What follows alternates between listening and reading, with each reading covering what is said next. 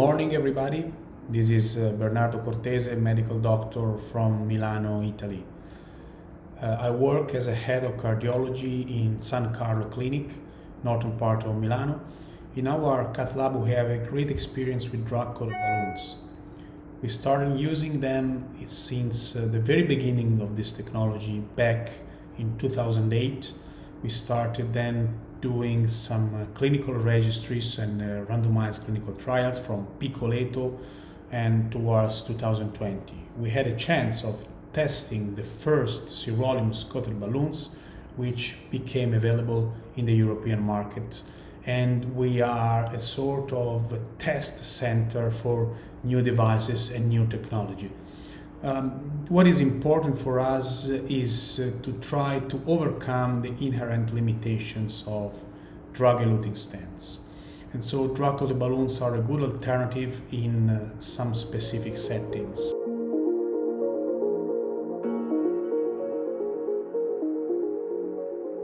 I have to admit, the first study, which was published in New England Journal of Medicine back in 2007, did test this device, eluting paclitaxel at that time, only in the ISR setting. However, also considering the robust evidence with the Taxus stent eluting DS eluting paclitaxel in DeNovo lesions, we decided to test this new technology immediately in DeNovo lesions. And so that's why we created the Piccoletto study. Piccoletto study was published in 2010, and the results were not good, not as expected, because the DES eluting paclitaxel outperformed that very first generation of paclitaxel coated balloons. However, we decided to go on testing newer technologies, first with paclitaxel and then with sirolimus, showing very promising results in the de novo lesion setting. And now this is our first choice outside of the ISR setting. ISR patients are quite rare in our casuistry. They are about 5 to 8% of all of our PCIs, where de novo is all the rest.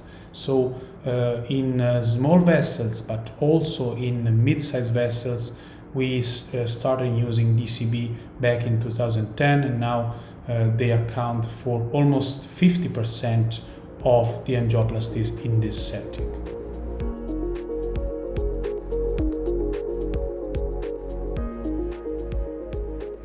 There are, in my opinion, two specific settings which are very promising with the latest generation drug-coated balloons.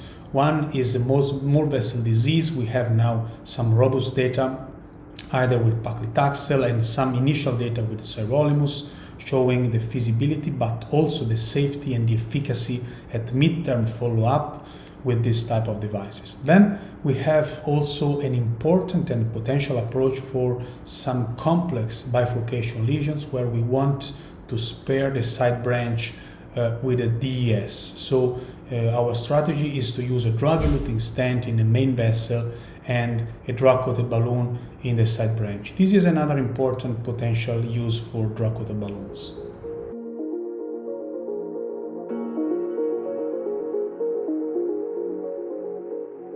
Well, I think that they are there yet. Drug-coated balloons may be the first indication for de novo lesions, at least in some experienced centers with some experienced operators. As I was mentioning before, a drug-coated balloon is our first choice for small vessel disease and for complex, very long lesions. For example, if we have a diffuse disease in the LAD, we try to use a DES in the larger part of the vessel, avoiding a chemin de fer, which means a total full metal jacket of the vessel, and using a drug-coated balloon for the mid part and the distal part of the vessel. Another interesting strategy could be the use of long drug-coated balloons all over the vessel and just implanting small spot stentings where the flow seems impaired and where there is a large dissections.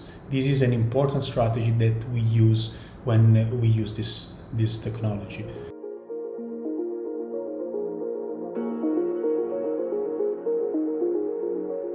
We have now a new generation Limus drug-coated balloons which is the MedAlliance SELUTION drug-coated balloons. I'm expecting, I have to admit, a lot from this technology because the deliverability is really top class. So with this technology, we may also decide to treat very complex distal and very tortuous lesions with this device. The aim is to spare the metal.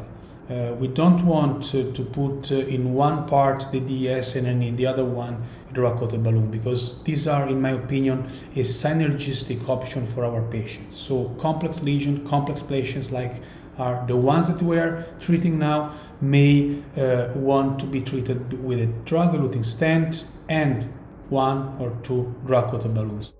This will reduce the risk of restenosis and late adverse events.